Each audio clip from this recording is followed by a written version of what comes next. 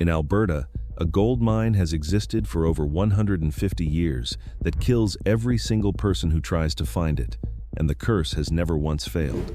In Manitoba, someone arranged thousands of stones into precise geometric patterns on a remote stretch of bedrock thousands of years ago, and nobody knows who built them or why.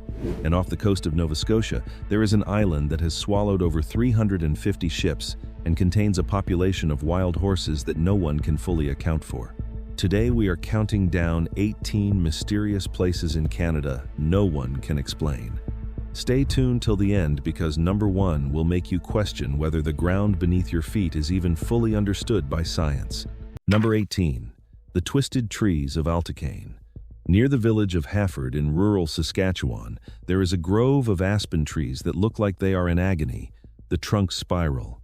The branches curl back on themselves. Every single tree in the grove grows in the same grotesque, knotted directions that aspen trees simply do not grow. Scientists believe a genetic mutation in a single parent tree spread through the clonal root system to produce an entire grove of identically deformed offspring. But the specific mutation has never been identified, and the original cause has never been confirmed.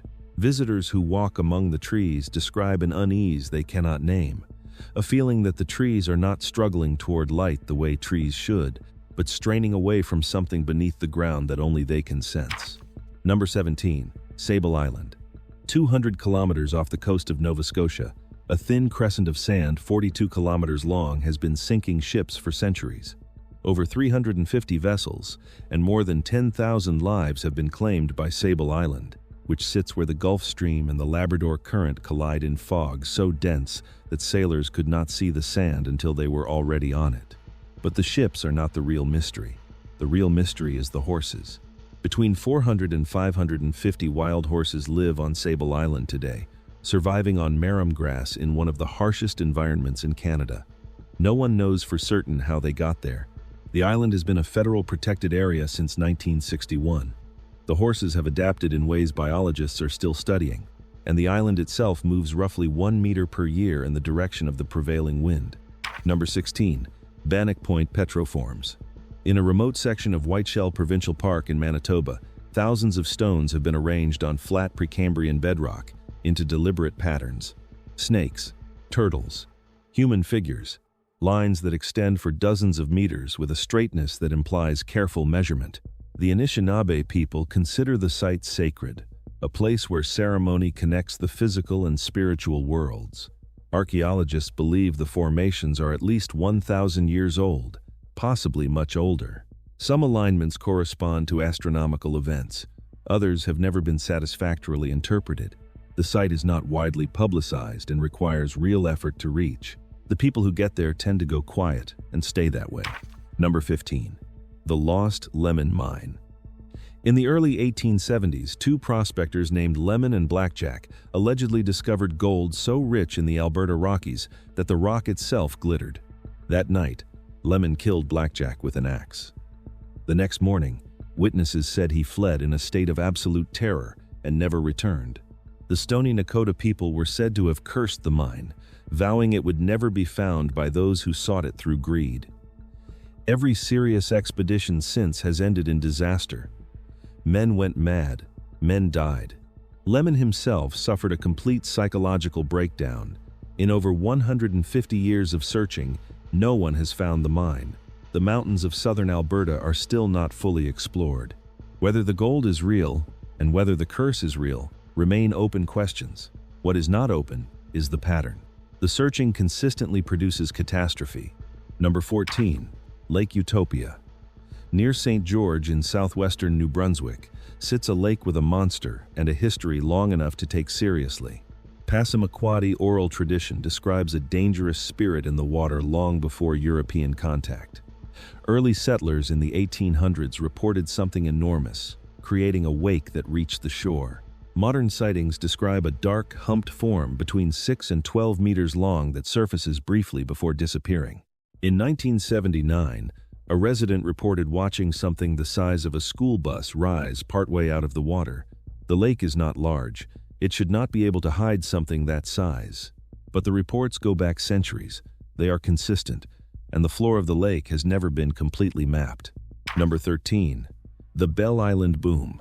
On April 2, 1978, something struck Bell Island, Newfoundland, with enough force to blow a crater in the ground, destroy a chicken coop, and hurl objects across rooms inside homes across the island. No aircraft were in the area. No military exercises were scheduled. Within days, American military investigators arrived on Canadian soil. Their findings were never fully released. The leading scientific theory is that a rare and powerful form of lightning called a superbolt was responsible. It is plausible. It does not explain why American military personnel came to examine a lightning strike or why the complete report was never made public. The crater is still there. The explanation has never been complete. Whatever hit Bell Island in 1978 left a hole in the ground and a hole in the official record that has never been filled. Number 12. The ghost ship of the Northumberland Strait. For over 200 years, people along the coasts of Nova Scotia, New Brunswick, and Prince Edward Island have reported seeing the same thing. A fully rigged sailing ship, its sails on fire, drifting through the Northumberland Strait before vanishing completely. No wreckage, no debris, no explanation. The sightings predate each other by generations. Witnesses who had no knowledge of previous accounts describe the same vessel in the same detail. Scientists have proposed temperature inversion mirages and phosphorescent sea foam as explanations.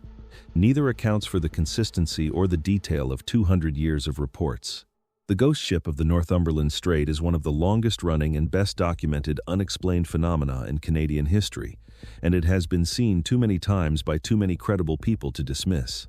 Number 11. The Qu'Appelle Valley. In southern Saskatchewan, a long winding valley cuts through the prairie that is far too large to have been carved by the small river that runs through it today.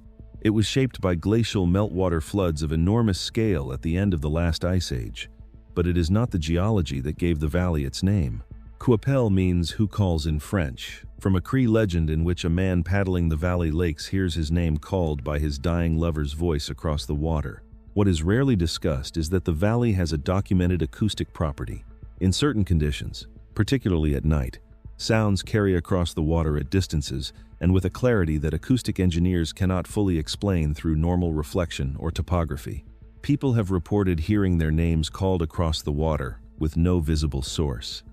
The valley is not haunted, but it carries sound in ways that the land is not supposed to be able to.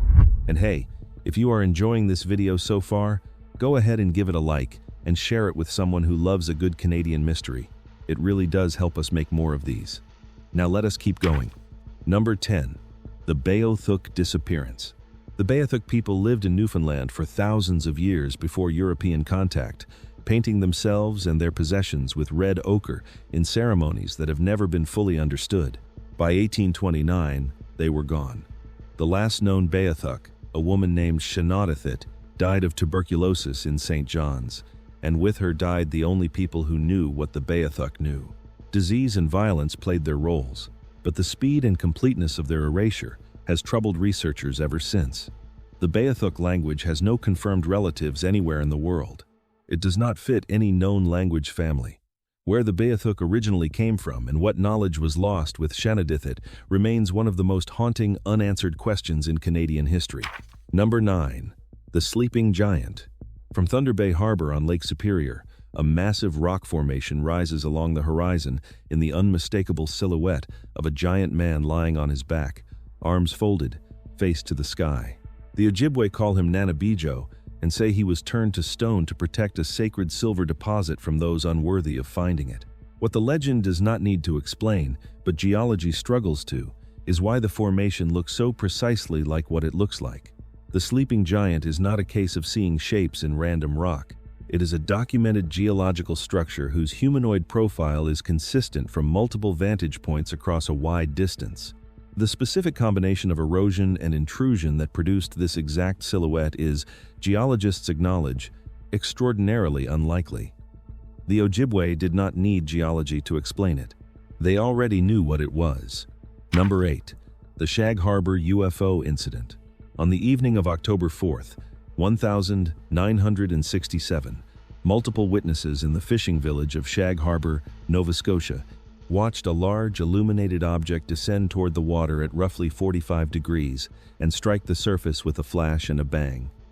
An RCMP constable was among the witnesses. The RCMP launched an official investigation.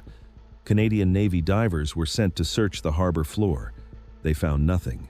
No wreckage, no debris, no missing aircraft, no military exercise that could account for what witnesses described. The Canadian government's own files classify the event as a UFO encounter. The Shag Harbor incident is the only case in Canadian history to have been formally and simultaneously investigated by both the RCMP and the Department of National Defense and left completely unexplained. Number 7. The Windsor Hum. Around 2011, residents of Windsor, Ontario began reporting a low-frequency vibration that could be felt in the walls before it could be heard. Windows rattled. Sleep became difficult. Not everyone could detect it. Those who could described it as a presence more than a sound, a hum that came from everywhere and nowhere.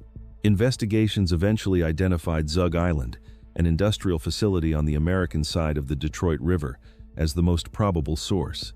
But the company that owns Zug Island refused access for investigation. The Canadian government acknowledged the hum. Canadian authorities could not compel an American company on American soil to cooperate. A joint study produced inconclusive results. The Windsor hum became the only geopolitical noise complaint in North American history. Some residents of Windsor say they still hear it. Number 6. The Nasco earthquakes. In 1985, a swarm of small earthquakes near Nasco in central British Columbia drew the attention of seismologists for an unusual reason. The quakes were not random. They were moving, advancing in a systematic line as though something beneath the crust was traveling. The pattern matched what seismologists would expect from a magma intrusion, a body of molten rock pushing through the earth. The implication was that a new volcano might be forming beneath central BC. The earthquake stopped. No eruption came. Years later, the activity resumed briefly and stopped again. The Anaheim hotspot, a plume of mantle heat moving slowly northeastward across the province for millions of years, is believed to lie beneath the area. Whether it is building toward a future eruption and when that might occur is unknown. Something beneath central British Columbia is still moving. Nobody knows what it will do next. Number 5. The Athabasca Sand Dunes. In the remote northwestern corner of Saskatchewan, further than any road can reach, sand dunes the size of those found in the Sahara rise from the boreal forest floor. The Athabasca sand dunes stretch over 100 kilometers, stand up to 30 meters high, and are the most northerly active dune system in the world. They should not be here. They were formed from glacial sediment at the end of the last ice age, blown and sculpted over thousands of years into structures that belong in a desert. But the real mystery is biological. The dunes contain 10 plant species found nowhere else on Earth, not in similar climates, not in comparable environments, not anywhere on the planet except these specific dunes. How entirely unique life forms evolved in complete isolation on a glacial sandfield in northern Saskatchewan is a question that biology has not answered. Number 4. The Nahanni Valley.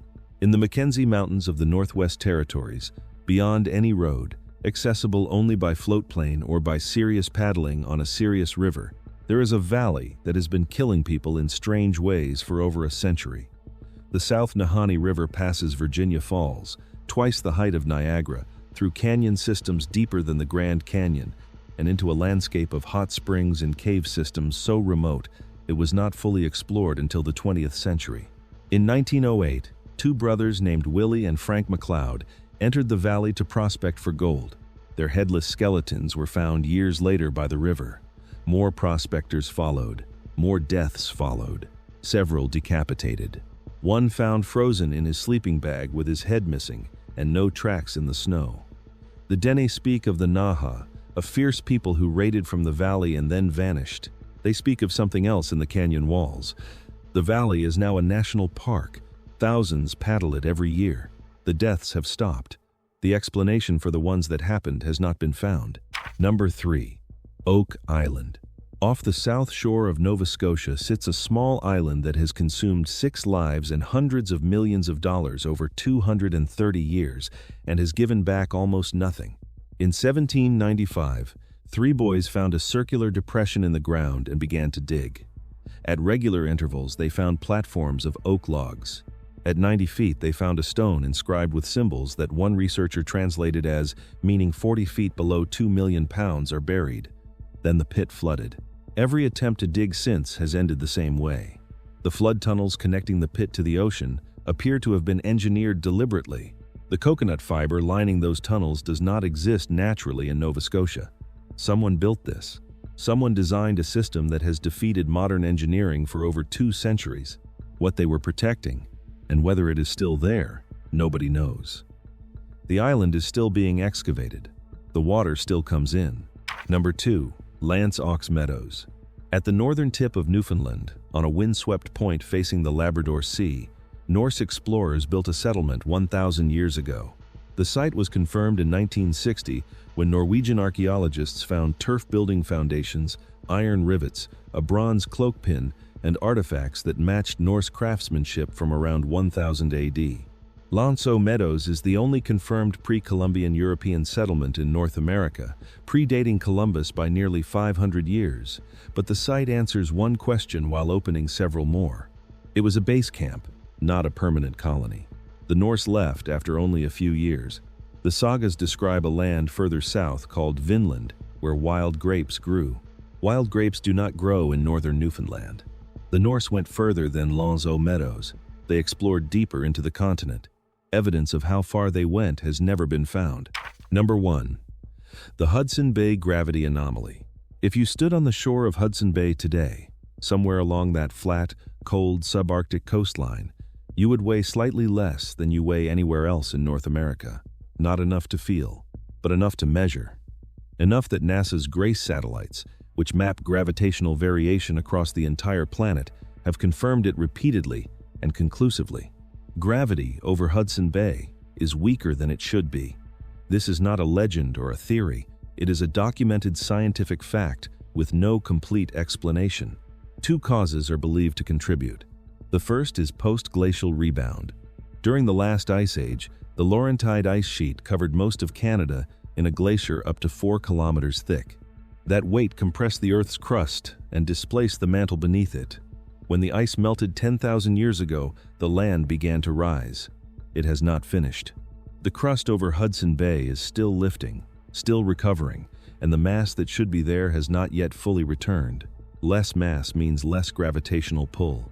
The second cause is mantle convection. Slow currents of hot rock moving deep within the Earth, drawing mass downward beneath Hudson Bay in ways that reduce the gravitational field at the surface. Scientists believe both processes are happening simultaneously, but neither alone nor both together fully accounts for the anomaly. The numbers do not add up the way they should. You would feel none of this standing on that shore. The wind would be cold and the water would be dark and the horizon would be flat in every direction. But you would be slightly less bound to the Earth than you are right now.